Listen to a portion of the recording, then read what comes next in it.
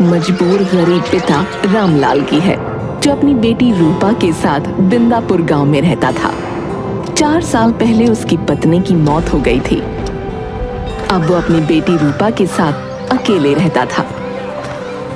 उसने अपनी बेटी के लिए सब कुछ किया, कभी उसे किसी चीज की कमी नहीं होने दी। उसे पढ़ाया लिखाया, लेकिन अब रूपा की शादी की उम्र हो गई है, क्योंकि उसके पिता की तबीयत खराब रहती है।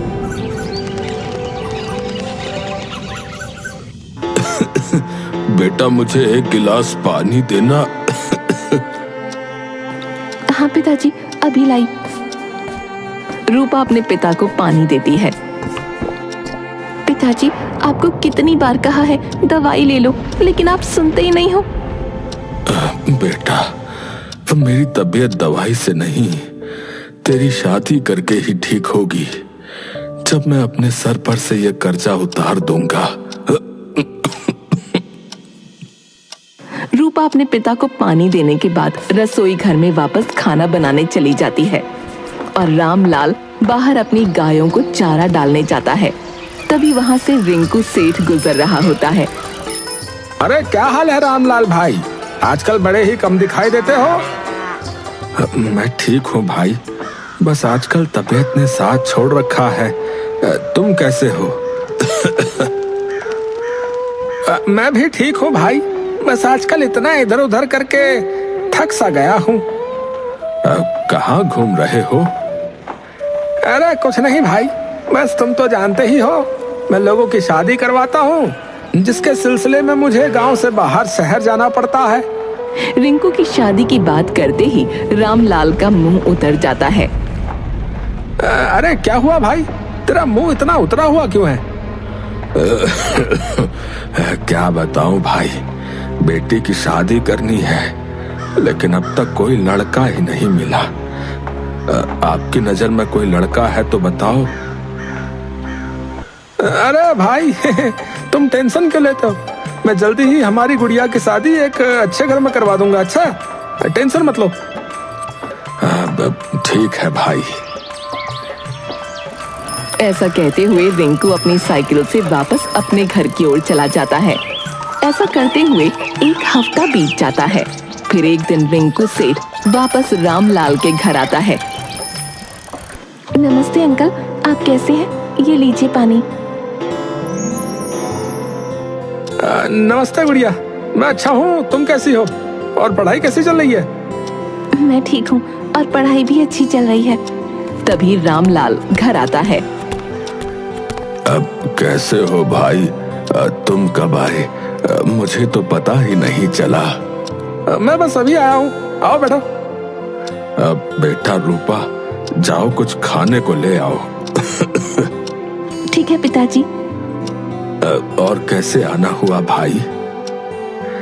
अरे मैं तुम्हारे लिए खुशखबरी लेकर आया हूँ। तुम्हारी बेटी के लिए एक लड़के के घर वाले मान गए हैं और वो लड़की को देखना चाहते हैं। अच्छा, ये तो बहुत खुशी की बात है। रामलाल अपनी बेटी रूपा को आवाज देता है। बेटा रूपा, अरे जल्दी आओ, देखो रिंकू अंकल खुशखबरी लेकर आए हैं। क्या हुआ पिताजी? ये तुम्हारे लिए एक अच्छे घर का रिश्ता लाए हैं। रूपा शर्माते हुए अंदर रसोई में भाग जाती है। तो बताइए वो लोग कब आ रहे हैं? लड़के वाले कल आ रहे हैं, और वैसे तो उनके घर में लड़का, लड़के के माता पिता और बहन रहती है, लेकिन कल जो है लड़का और उसके माता पिता ही आ रहे हैं। अच्छा, ठीक है। फिर रिंकू सेठ चला जाता है और रामलाल कल की तैयारी में लग जाता है। जैसे ही अगला दिन शुरू होता है, रामलाल बाजार से खाने के लिए समोसे, जलेबी, रसगुल्ले और कई सामान ले आता है। और थोड़ी ही देर में रिंकू सेठ और लड़के वाले घर आ जाते हैं। आइए, नमस्ते। आइए, इसे अपना ही घर समझे। देखो रामलाल, ये है लड़का सुरेश है, इनकी माता सुधा और ये पिता रघु। नमस्ते। आइए सुधा जी, रघु जी यहाँ बैठिए। हमारा बेटा सुरेश जो है वो जल विभाग में काम करता है और चरित्र का बहुत ही कोमल है। साथ ही इनके घर में किसी चीज की कोई कमी नहीं है। अपना घर है, इनके पास 20 गाय हैं, 10 बकरी हैं और बहन अभी छोटी है, वो पढ़ाई कर रही है। ये तो बहुत ही अच्छी बात है। अगर हमारी बेटी की शादी इनसे होती है तो वो बहुत ही खुश रहेगी। अब बातें ही करते रहोगे कि अपनी बेटी को भी बुलाओगे? हाँ हाँ, क्यों नहीं। रामलाल जी, हमारी गुड़िया को तो बुलाइए। रामलाल अपनी बेटी के पास जाता है। बेटा, तुम तैयार हो गई? ये क्या हुआ? तुम उदास क्यों बैठी हो? पिताजी, मुझे डर है कि कहीं हर बार की तरह मेरे काले रंग का मजाक न बन जाए। बेटा, तू चिंता क्यों करती है? ऐसा कुछ नहीं होगा। ये लोग अच्छे लगते हैं।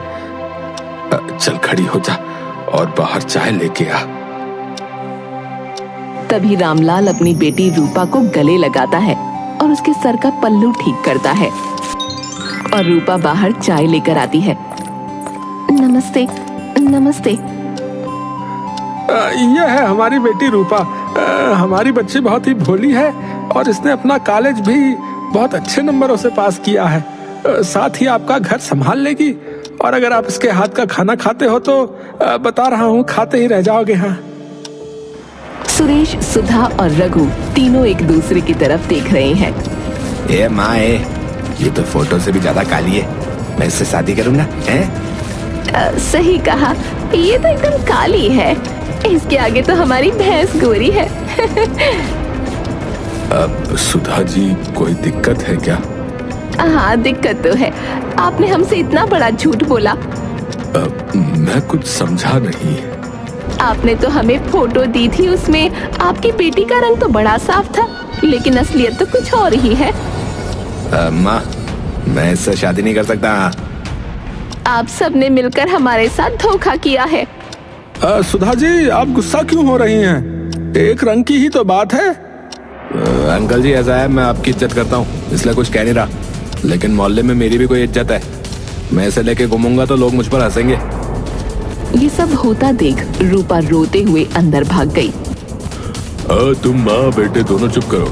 बेचारी लड़की को रुला दिया है। ए जी, आप क्या कह रहे हैं? आपका दिमाग सठिया गया है क्या? पिताजी, मैं इस लड़की से शादी नहीं कर सकता, बता रहा हूँ। रघु सुरेश और उसकी माँ को बुलाकर बाहर ले गया। अरे तुम दोनों का दिमाग खराब हो गया है क्या? है? हमारे पास इतना अच्छा मौका है और तुम दोनों इसे ऐसे ही गवा रहे हो? है? मैं कुछ समझी नहीं, आप कहना क्या चाहते हो? अरे देखो भाई, ये लड़की काली है और कोई इससे शादी नहीं करना चाहता, समझे?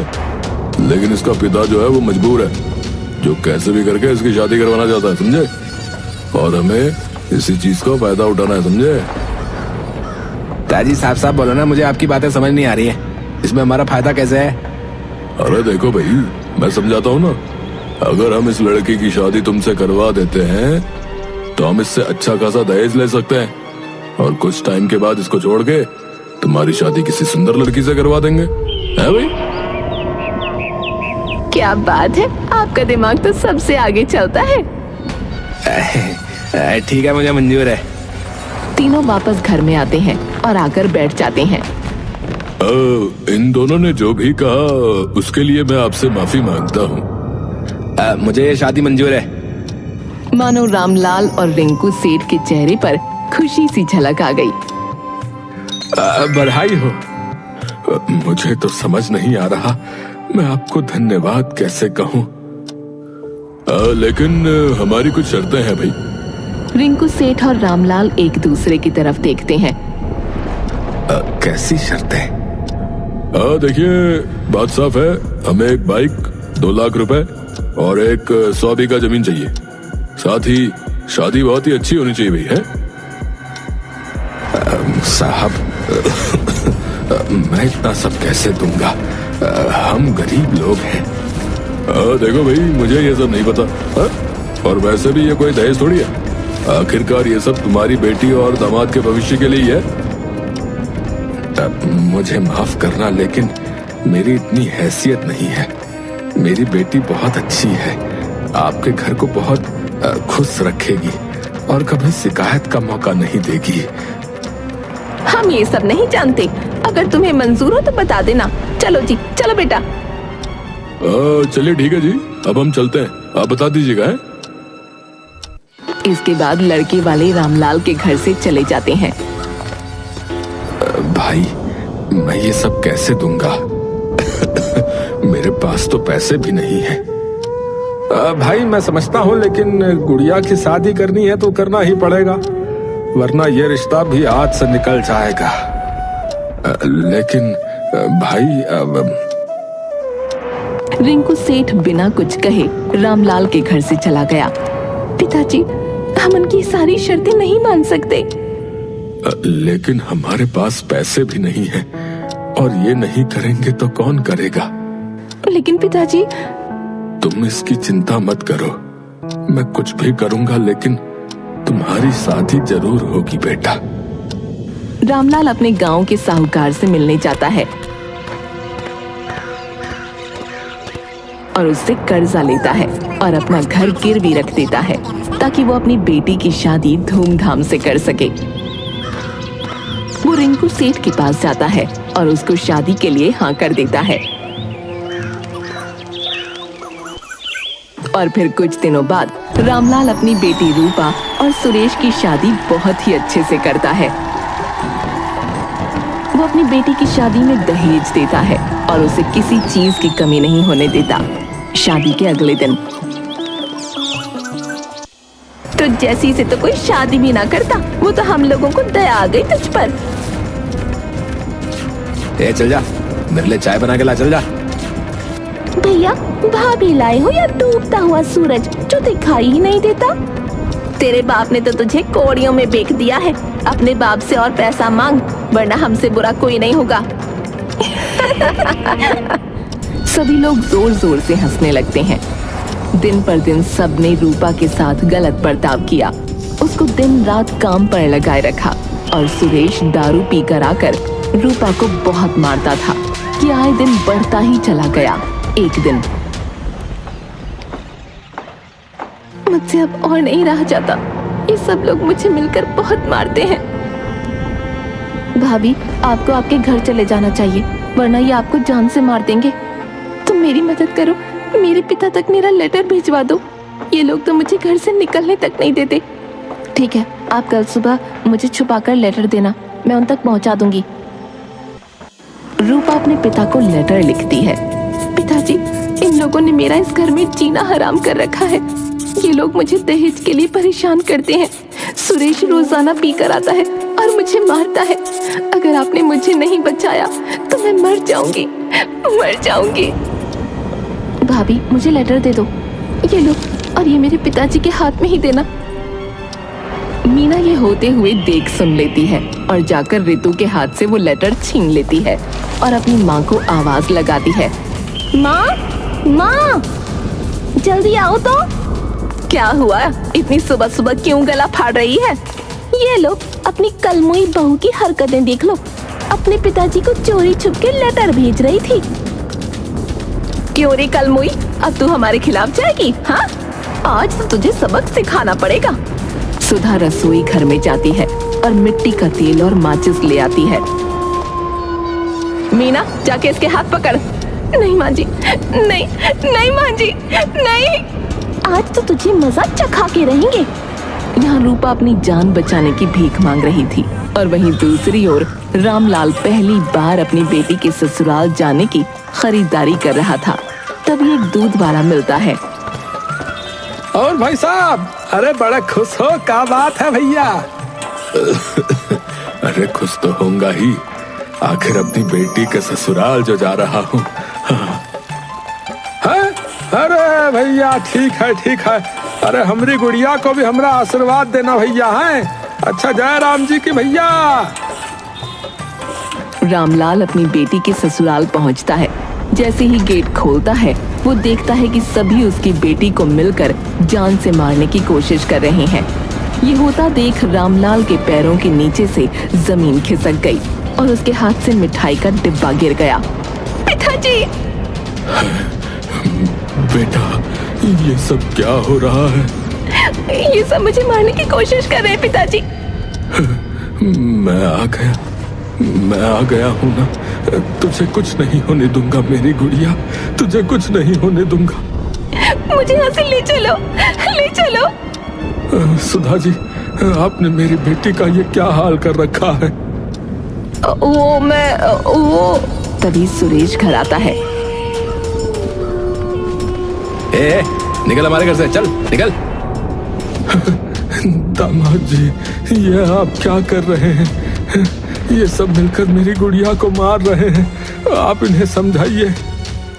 सुरेश रामलाल को घर से बाहर निकाल देता है और रामलाल घर के बाहर जाकर गिरता है। अरे इस घर में आप तभी कदम रखना जब तुम्हारी जेब में 10 लाख रुपए हो, समझे? चल निकल। लेकिन अरे दामाद जी। सुरेश दरवाजा बंद कर देता है। दामाद जी, गेट खोलो। मैं कह रहा हूँ, मैं विनती कर रहा हूँ, गेट खोलो, वरना मैं फिर पुलिस के पास जाऊंगा, बता रहा हूँ। रामलाल गिड़गिड़ाता रहता है, लेकिन सुरेश ने दरवाजा नहीं खोला। तब भी रामलाल ने हिम्मत नहीं हारी और पुलिस स्टेशन गया। साहब, वो लोग मिलकर मेरी गुड़िया को मार रहे हैं, मेरी सहायता करिए साहब। अरे आखिर हुआ क्या है? और कौन तुम्हारी बेटी को मार रहा है? सर, मेरी बेटी के ससुराल वाले मेरी बेटी को मार रहे हैं और मुझसे 10 लाख रुपया भी मांग रहे हैं। साहब, मैं गरीब आदमी हूँ, मैं इतने पैसे कहाँ से लाऊंगा? अच्छा ठीक है, कौन ऐसा कर रहा है तुम्हारे साथ और तुम्हारे पास क्या सबूत है? इस गांव के प्रधान और उनका परिवार, और मेरे पास तो कोई और सबूत नहीं है, लेकिन मैंने अपनी आंखों से देखा है। तभी पुलिस वाले एक दूसरे की तरफ देखते हैं, क्योंकि ये प्रधान के घर की बात थी और गांव में हर कोई उनसे डरता था। चल जा यहाँ से, पता नहीं कौन कौन टाइम बर्बाद करने आ जाता है। चल जा यहाँ से। अरे मैं सच कह रहा हूँ साहब, मेरी बात का यकीन करिए। अगर तुझे हमारी मदद चाहिए ना तो सबूत लेके आ, और सुन, हमें 10,000 रुपए भी चाहिए। चल जा यहाँ से। साहब, मैं गरीब आदमी हूँ, मेरे साथ ऐसा मत करिए साहब, मेरी बच्ची को वो लोग मार देंगे साहब। हवलदार, बाहर निकाले से। साहब, मेरी मदद करो साहब, मेरी बच्ची मर जाएगी साहब। पुलिस वाले मिलकर रामलाल को पुलिस स्टेशन से बाहर कर देते हैं और रामलाल रोते हुए पुलिस स्टेशन के बाहर बैठ जाता है कि तभी वहाँ जिला अधिकारी आते हैं और रामलाल को रोता देख रुक जाते हैं। अरे उठो, तुम रो क्यों रहे हो? साहब, अंदर कोई भी मेरी शिकायत दर्ज नहीं कर रहा है, वहाँ मेरी बेटी मर जाएगी साहब। क्या हुआ है और कौन तुम्हारी शिकायत दर्ज नहीं कर रहा है? साहब, बेटी की ससुराल वाले उसको दहेज के लिए मार पीट रहे हैं साहब। ओह अच्छा, तुम चिंता मत करो, मैं कुछ करता हूँ। आओ अंदर चलो। जैन साहब, आज आप? क्यों नहीं आ सकता? और अच्छा है आ गया, वरना तुम्हारी असलियत का पता कैसे चलता? सर, मेरी कोई गलती नहीं है, ये आदमी झूठ बोल रहा है साहब। सुनो, तुम इसको सस्पेंड करने के पेपर बनाओ जल्दी। अरे नहीं साहब, मैं अभी इसकी शिकायत लिखता हूँ और साथ भी जाता हूँ इसके। चलो रे, जल्दी से गाड़ी निकालो। धन्यवाद साहब, धन्यवाद। पुलिस रामलाल के साथ रूपा के ससुराल जाती है और वहाँ उसके ससुराल वालों को रंगे हाथ धर पकड़ती है। गुड़िया मेरी बच्ची, गुड़िया। अगर आप टाइम पर नहीं आते तो ये लोग मुझे मिलकर जला देते। पुलिस रूपा के ससुराल वालों को पकड़कर ले जा रही होती है। तभी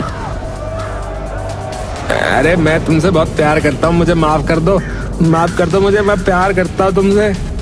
बेटा, मैं तो तुम्हारी माँ हूँ ना, ये तो घर की ही बात है। तुम्हें इनसे डरने की जरूरत नहीं है बेटा। तेरा पिता अभी जीवित है। अब तू इस घर में कभी नहीं जाएगी। मैं गरीब अवश्य हूँ, इसका ये मतलब नहीं कि मैं अपनी गुड़िया को जानवरों के बीच छोड़ दूं। चल बेटी, अपने घर वापस चल।